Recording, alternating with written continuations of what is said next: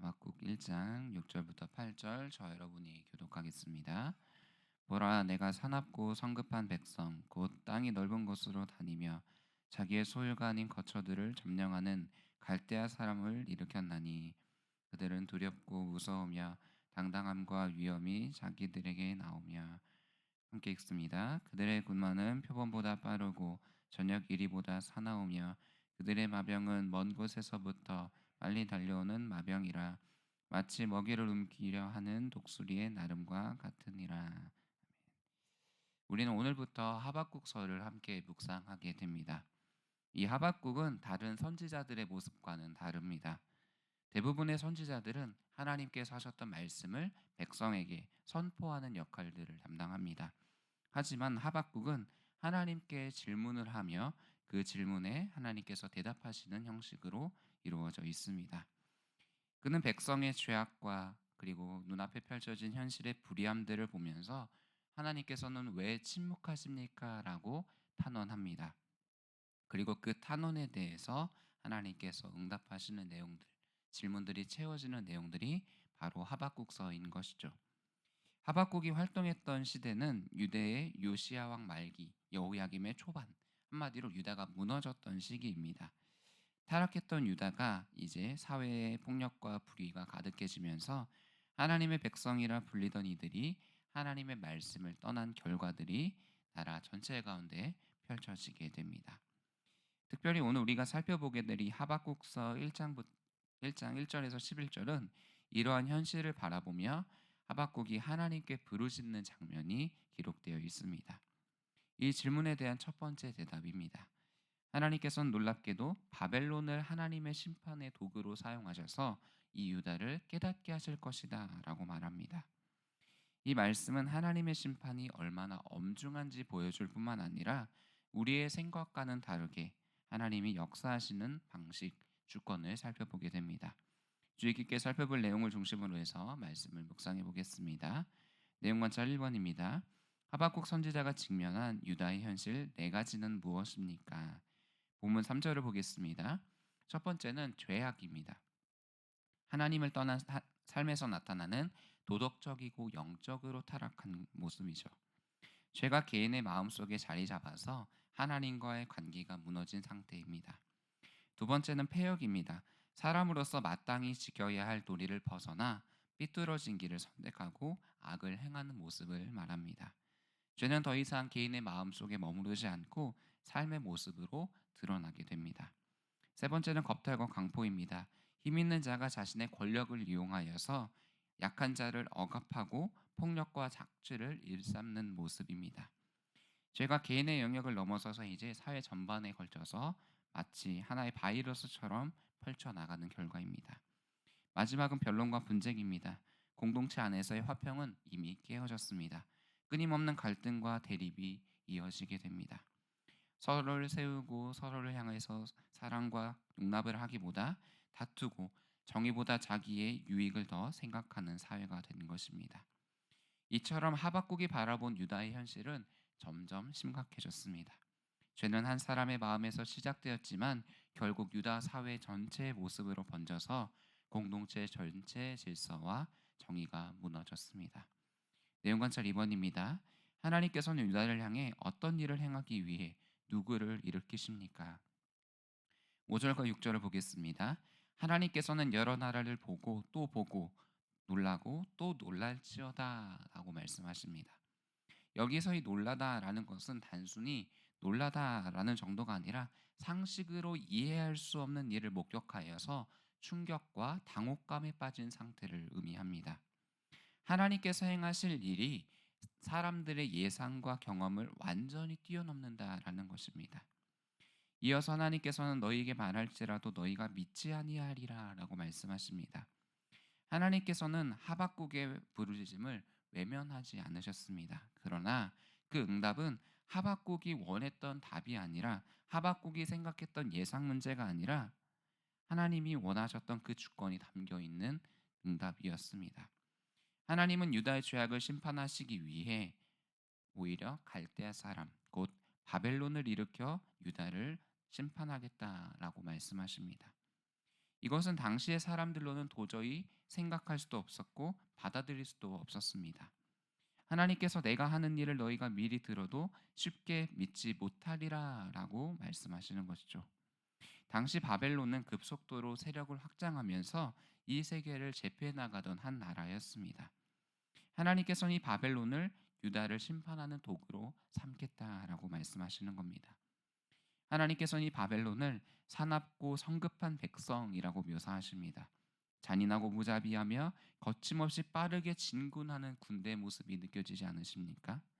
이들은 자신의 탐욕과 정복의 욕심을 따라 빠르게 움직일 것인데 그 움직임 가운데 유다가 포함되고 유다가 멸망될 것이다라고 말씀하시는 것.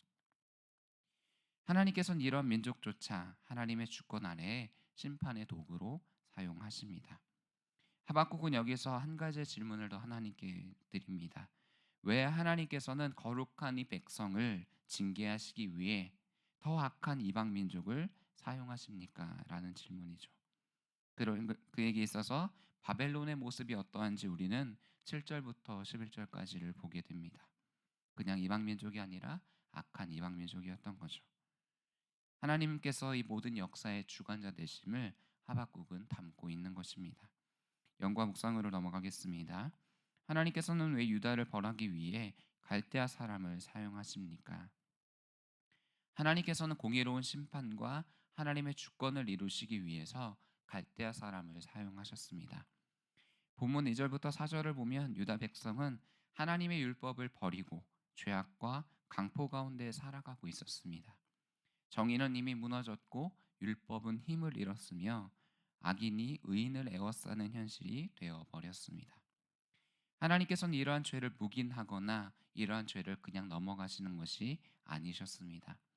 하나님은 갈대아 사람 곧 바벨론을 일으켜서 유다가 행하고 있던 그 죄악들을 낱낱이 눈앞에 펼쳐 보이시고자 했던 것입니다.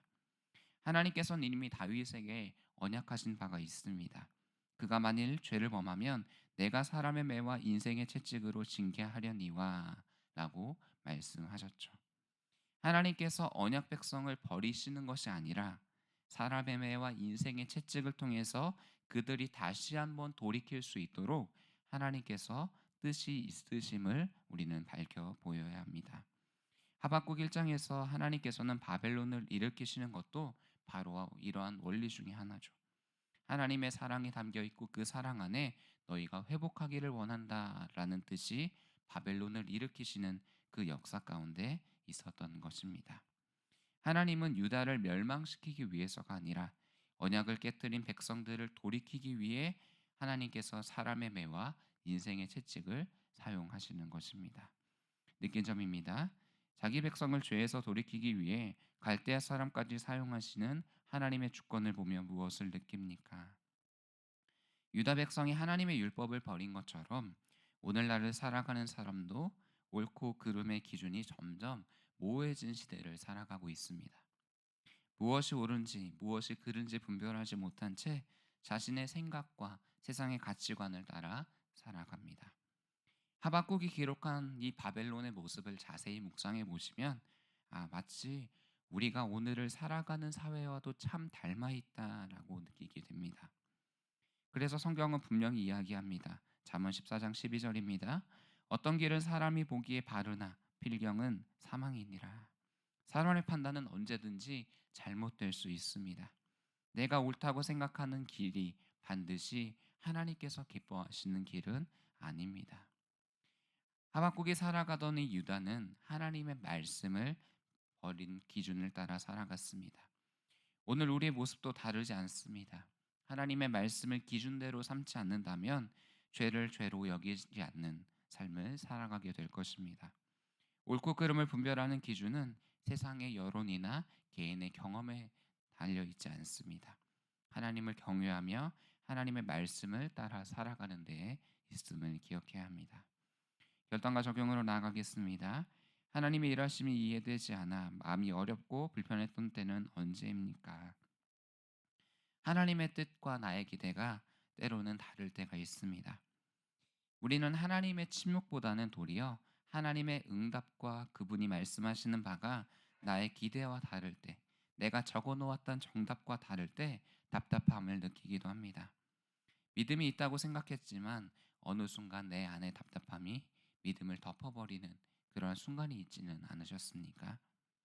그렇다면 이 하나님께서 주권적으로 일하고 계심을 믿으며 불평에 머무르지 않기 위해 오늘 무엇을 실천해 보면 좋겠습니까? 잠언 3장 5절을 붙들면서 하루를 살아가 보는 건 어떨까요? 제가 읽어 드리겠습니다. 너는 마음을 다하여 여호와를 신뢰하고 내 명철을 의지하지 말라.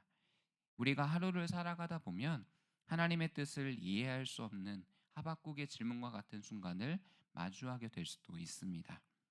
그때 우리의 생각과 판단을 내려놓고 하나님의 말씀을 붙잡아 보는 겁니다.